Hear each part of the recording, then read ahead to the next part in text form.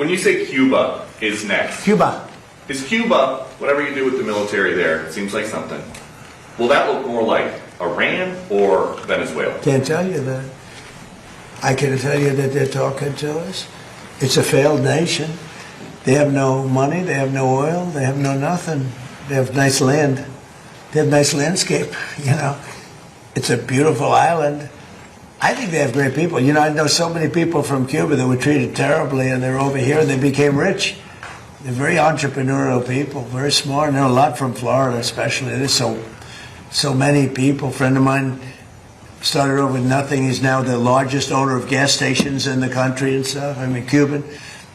I also know, I was just with a fantastic person who's Cuban and made a fortune in sugar. You know, Fanjul family, right?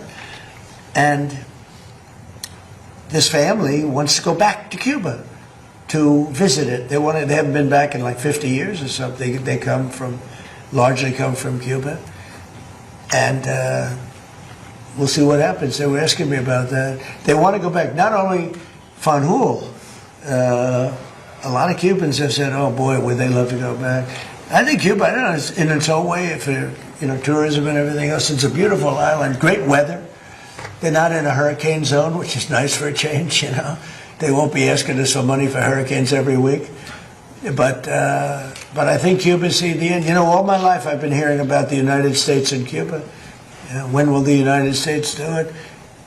I do believe I'll be having the honor of taking Cuba.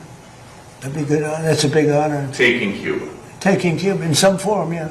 Taking Cuba. I mean, whether I free it, take it, I think I could do anything I want with it. You want to know the truth? They're a very weakened nation right now. They were for a long time. Very violent leaders. Castro was a very violent leader. His brother's a very violent leader. Extremely violent. That's how they governed. They governed with violence. But a lot of people would like to go back.